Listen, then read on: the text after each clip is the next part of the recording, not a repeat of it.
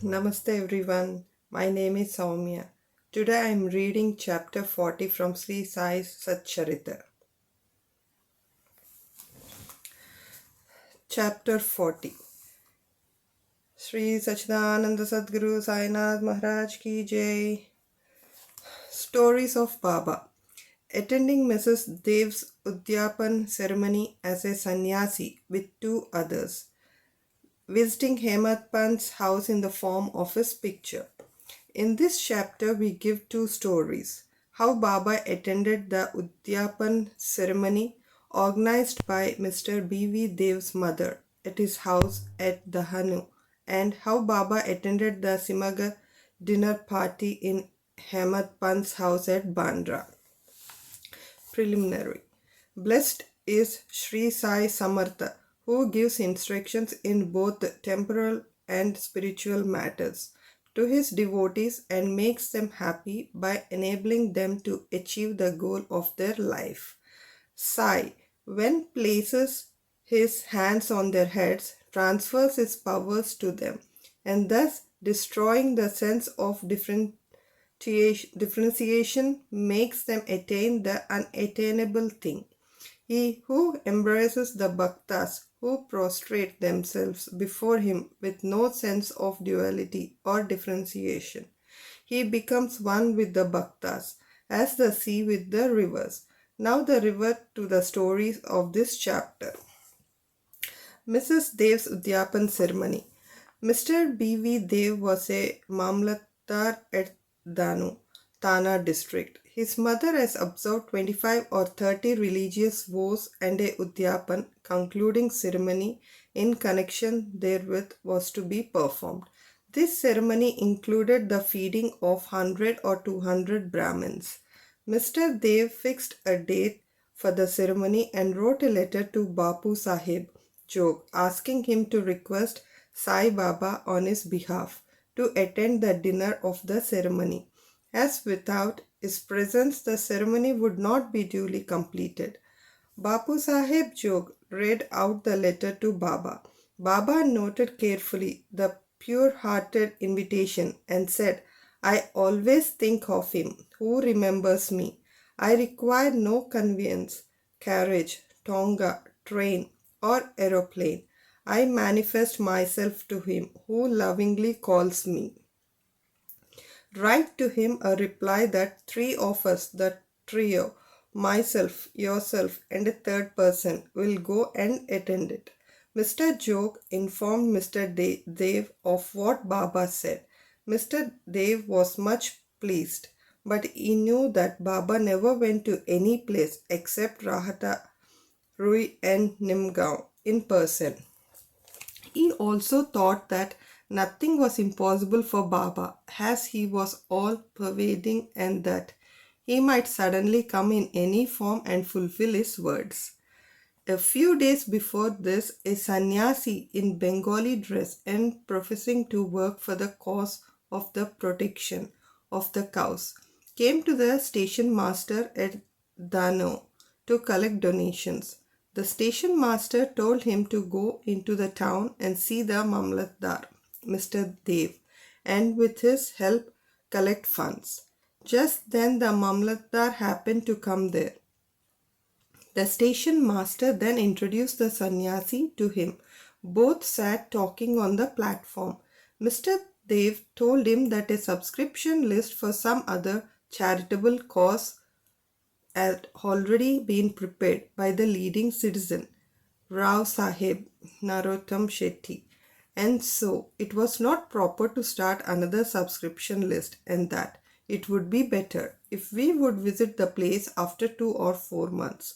Hearing this, the sannyasi left the place. About a month afterwards, the sannyasi came in a tonga, which stopped in front of Mr. Dev's house at about 10 a.m. Dev thought that he came for donations. On seeing him busy with the preparations of the ceremony, the sannyasi said that he had come not for money but for meals. Dev said, All right, you're welcome in the house. The sannyasi said, 2 lads are with me. Dev said, Welcome with them. As there was about 2 hours for the meals to be served, Dev inquired where he should send for them.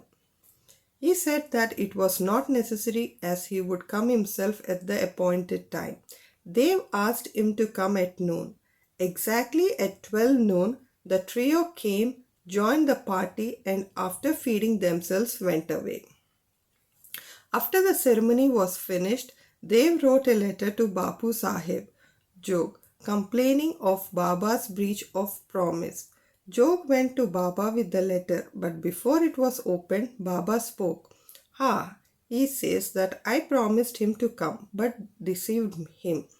Tell him that I did attend his dinner with 2 others, but he failed to recognize me. Then why did he call me at all? He thought that the sannyasi came to ask for subscription money. Did I not remove his doubt in that respect? And I did not say that I would come with 2 others, and did not the trio come in time and have their meals? See, to keep my words, I would sacrifice my life. I would never be untrue to my words.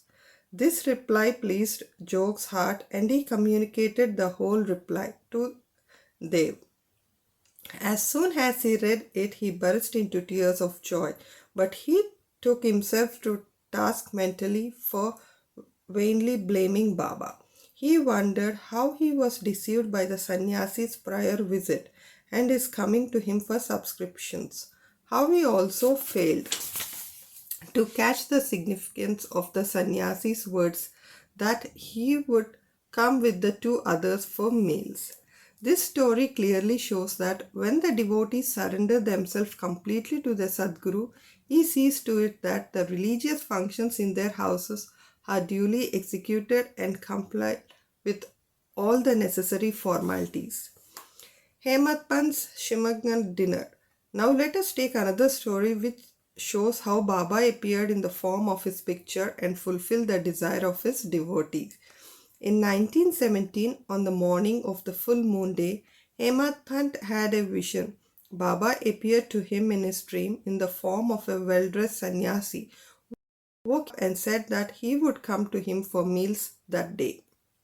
This vision constituted a part of the dream.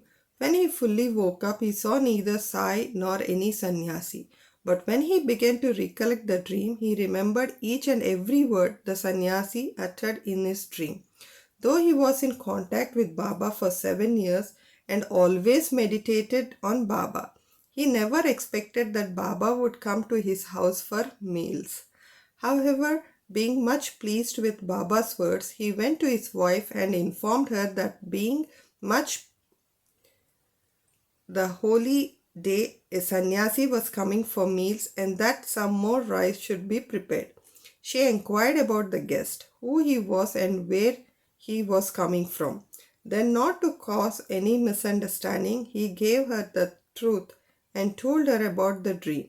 She doubtingly asked whether it was possible that Baba should come there, Bandra, from Shirdi, leaving the dainty dishes there to accept their coarse food.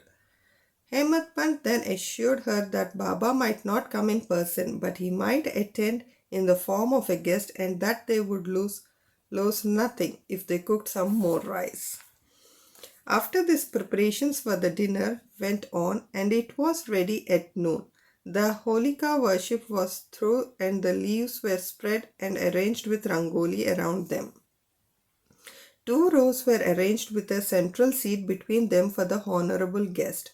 All members of the family, sons, grandsons, daughters, and son-in-law, etc., came and occupied their seats, and the serving of the various items commenced. While this was being done, everybody was watching for the guest, but none turned up, though it was past noon. Then the entrance was closed. The Anna Suddhi ghee was served. This was a signal to start eating. Formal offering to the Vaishwadeva fire and Naivedya to Sri Krishna were also over, and the members were about to begin when footsteps in the staircase was heard distinctly. Hemant Pant went immediately and opened the door and saw 2 men there. Ali Muhammad and Maulana Ismu Mujawar. These two persons, seeing that meals were laid out and all the members were about to begin eating, apologized to Hemant Pant and requested him to excuse their interference. They said, "You left your seat and came running to us. Others are waiting for you, so please take this thing and I shall relate all about it later at your convenience." Saying so, he took out from under his arm a packet wrapped in an old newspaper and placed it on the table. Hemant Pant uncovered the packet and saw, to his great wonder and pleasant surprise, a big and nice picture of Sai Baba. On seeing it, he was much moved. Tears ran down from his eyes and hair stood on end all over his body. And he bent and placed his head on the feet of Baba in the picture. He thought that Baba had blessed him by his miracle or Leela. Out of curiosity, he asked Ali Muhammad how he got this picture. He said that he bought it from a shop and that he would give all the details about it afterwards, and wished that as all the members were waiting for him, he should go and join them. Ahmad Pant thanked him, bade them goodbye and returned to the dining hall. The picture was placed on the central seat reserved for the guest, and after making the due offering of the Naivedya, the whole party commenced eating and finished it. On seeing the beautiful form of Sai in the picture, everybody was extremely pleased and wondered how all this happened. This is how Sai Baba fulfilled his words uttered by him in the dream of Ahmad Pant. The story of the picture with all its details, how Ali Muhammad got it, why he bought it and gave it to Ahmad Pant, is reserved for the next chapter. Bow to Sri Sai, peace be to all. Sri Satchidananda Sadguru Sainath Maharaj ki jai. Thank you.